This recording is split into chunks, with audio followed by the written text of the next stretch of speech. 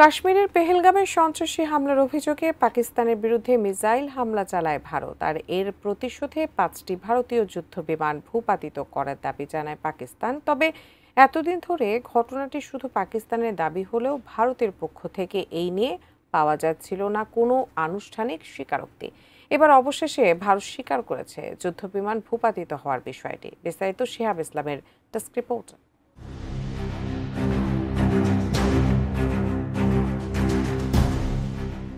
ভারতের মিসাইল হামলার জবাবে দেশটির 5টি যুদ্ধবিমান ভূপাতিত করেছে পাকিস্তানের সামরিক বাহিনী।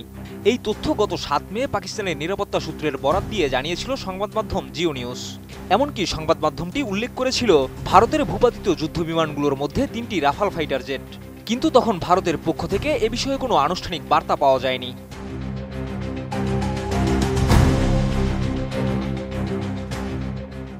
তবে এতদিন পর ভারত পাকিস্তান সংঘাত নিয়ে মুখ খুলেছেন ভারতের শাসক দল বিজেপির জ্যেষ্ঠ নেতা সুব্রমণিয়াম স্বামী।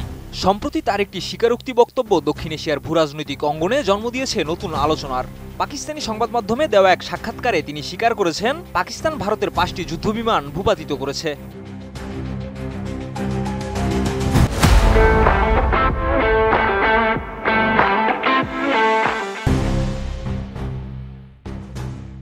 শুক্রবার পাকিস্তানের দৈনিক ইংরেজি পত্রিকা দ্য এক্সপ্রেস ট্রিবিউনে প্রকাশিত প্রতিবেদনে জানানো হয়, স্বামী দাবি করেছেন পাকিস্তান এই আক্রমণে চীনা প্রযুক্তি নির্ভর যুদ্ধবিমান ব্যবহার করেছে, যা ভারতের ফরাসি প্রযুক্তি রাফায়েল বিমানের তুলনায় অনেক বেশি কার্যকর।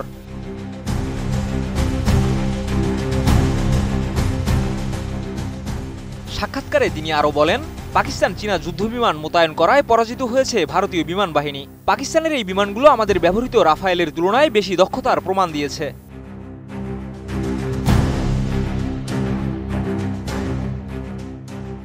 এছাড়া রাফায়েল চুক্তি নিয়ে কড়া সমালোচনা করে স্বামী আরও বলেন, এই চুক্তি ভারতের চাহিদা পূরণে যথাযথ নয় এবং এর পেছনে দুর্নীতির অভিযোগ রয়েছে। এছাড়া তিনি দাবি করেন, যতদিন নরেন্দ্র মোদী ক্ষমতায় থাকবেন ততদিন এ নিয়ে কোনো সুষ্ঠু তদন্ত সম্ভব নয়।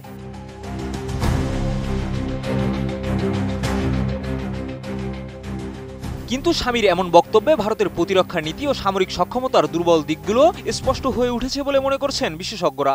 তারা বলছেন, ক্ষমতাসীন দলের উচ্চ পর্যায়ের নেতার এমন স্বীকারোক্তি বিরল এবং তা ভারতের অভ্যন্তরীণ রাজনীতিতে উত্তাপ ছড়াতে পারে।